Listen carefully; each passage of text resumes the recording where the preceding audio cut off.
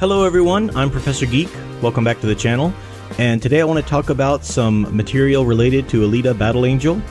The DVD is releasing early July, I believe. So if anyone hasn't put in their pre-order yet, you definitely want to do that. We want to show that we're far more interested in that story than the nonsense Captain Marvel that Disney is doubling down on in every respect.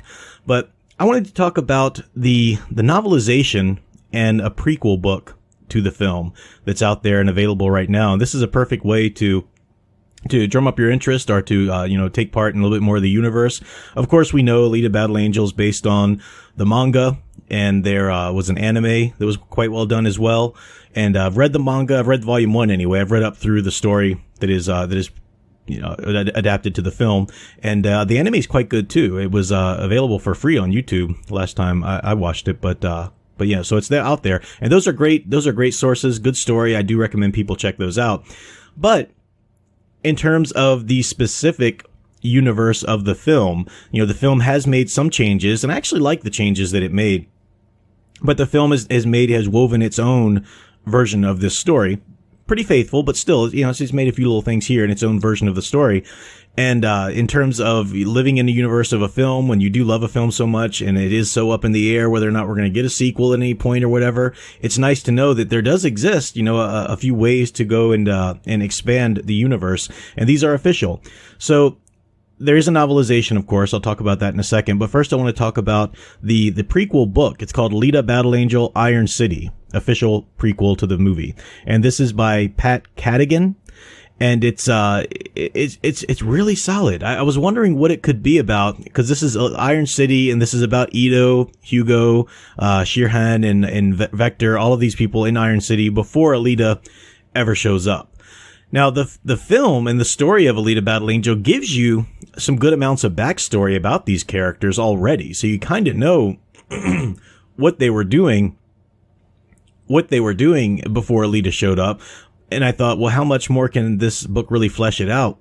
Turns out it can flesh it out a lot. And it's actually a really great read if you want to get a lot more out of the film. It takes some of the character arcs and some of the motivations that the movie just couldn't develop, but so far, being only so long and having to deal with the main characters. For instance, we receive Hugo'S in-depth backstory growing up, and you really understand why he has such a disgust for total replacement cyborgs, and why that's such a big deal for him. And it has to do with his father and his brother and so forth. So that's a great idea. And then that blossoms. Well, I'll talk about that in the novelization, but it really, you can build on that in the actual story, and it makes a lot more sense. You receive more of the story of when Ito and Shirhan were asked to leave. Were asked to leave the Zalem. I couldn't remember the name of it. Yeah, Zalem. When Nova sends for them to be banished, and it's because of their daughter, because they had produced something genetically inferior. Their daughter with the paralyzed legs and so forth. So you get a little bit more of the story of them coming down from Zalem, how that took place, exactly what they did and everything, and how Ito and Shirhan's marriage started to fall apart. And you get more of the story about their daughter and how she passed away and such. So it's a really great story. You also receive the full story of Vector approaching Shirhan, I pronounced that right, and how he brings her into his service, and what promises he makes to her and such. You do meet some different characters. You learn a little bit more about Rollerball as well, and that was a great touch. And this prequel novel tells me that they could easily do, even if they'd never greenlight a sequel, they could easily greenlight some Western comic books taking place in the film universe. Never suggesting anybody replace the wonderful manga. Of course, people need to go read that. It's great stuff. But, you could still continue on with this film universe, in comics if that was, or a series of books or whatever. So it was really quite good. Moving on to the novelization, I know a lot of people think, novelization, what? I watched the movie, I'm going to read the book, it's about the same movie. Actually, the novelizations give you a lot more information. I discovered this kind of by accident. I read the novelization of Superman Returns, and I was shocked at how much more information we received, because often novelizations are adapted from an earlier form of the script. Certainly not the shooting script, not the one that they're actually making the film out of, on the days of shooting. So you'll receive lots of tidbits of the story, or cut scenes, deleted scenes, and you'll receive different twists on it that maybe the script had adapted away from sometimes. For example, the Superman Returns novelization by the great Marv Wolfman, great comic book, writer Marv Wolfman, actually never featured Lois's son as Superman's son. That truly is just her son and Perry's nephew. I'm forgetting names right there in the spur of the moment. But so little twists like that. It makes a little bit more sense why Superman would have left Earth to go check on what was going on there, why he was lured away and such like that. It makes so it adds a little bit more information. So I do like, if I enjoy a movie, if I like living in that universe, then I will check out the novelization. And the Alita Battle Angel novelization did not disappoint at all. It was really quite good. It's not, there are no major divergences. There's nothing like the Superman Returns difference that I told you about there.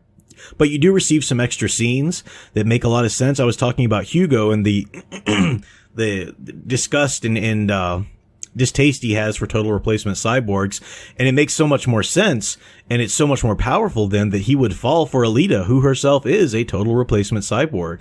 And why does he fall for her? Because he believes that she's from Zalem, that she fell from Zalem, and he's got such a fascination with Zalem. And you get some of that from the film, but the novelization really draws it out and makes it, it deepens it a bit. So he's conflicted, with having such feelings for Alita, but also disgust for total replacement cyborgs. And that's his arc, through the movie. We know in the end of the film, he's going and trying to get out of the job that he's had there. That's one of the last things he does there. So that was interesting. Also, at the end, when Hugo, this is a spoiler for the film, but I'm really kind of making this video for people who've seen the film. But in the end, when Hugo is given a cyborg body, you receive a bit more of the scene when he wakes up and he's told, and he has to, realize what he is and what Vector had lied to him about and so forth. Really solid stuff, really great character work. You also find out a little bit more of Zalem in the novelization. For example, the people of Zalem are also obsessed with Motorball.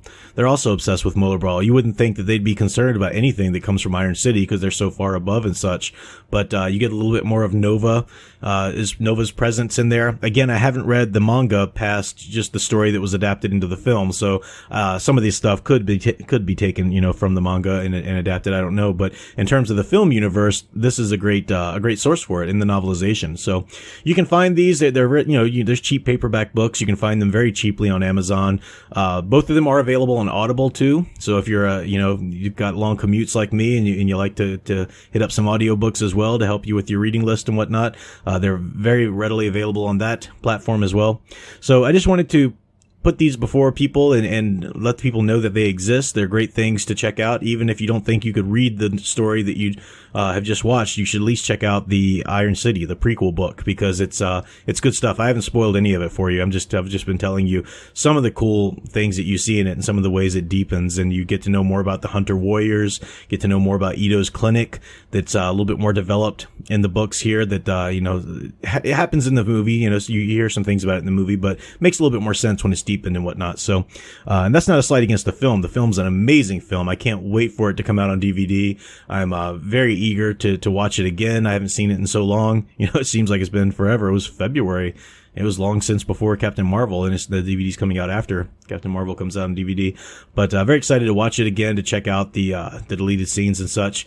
And here's hoping we still get that sequel. Fingers crossed. I don't know. I guess it doesn't look good because they haven't greenlit it yet, but DVD sales could always help push it over. I mean, they rallied so long just to make this movie to begin with that, we could receive a sequel if we continue to send the signals and continue to demand it and turn our money over to it. And this is a great way to turn your money over to the franchise because, the sales of the prequel book and of the novelization, that all counts. You buy your DVD, of course, but this is another way to vote with your wallet. So definitely recommend these. I'll be back with some Star Wars stuff pretty soon and some comic reviews, of course, our usual live streams.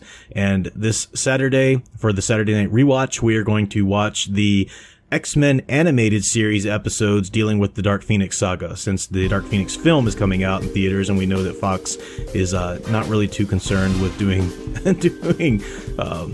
faithful adaptations of the comic source material. So we're going to watch a bit better of an adaptation which was the animated series, the 90s animated series episode. So that's coming up Saturday night. Until then, keep enjoying and digging deeper into the hero stories you love. Thanks for watching.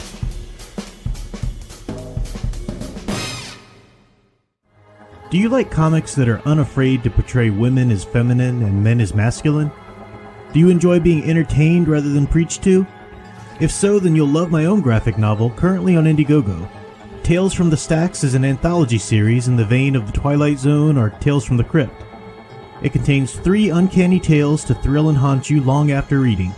With interior art by Dave T. and variant covers by John Malin, Kyle Ritter, and Kyung Lee, you have lots of options to choose from. You can find the link in the description below or search Indiegogo for Tales from the Stacks, and tell the comic industry you don't have to settle for their social agenda platforming. Thanks. And last but not least, don't forget that your Professor Geek now has a merch store. Check out the current options from t-shirts to magnets to the iconic Professor Geek coffee mug, and let me know if you'd like to see something else. The link is in the description, or you can go to cafepress.com/ProfessorGeek.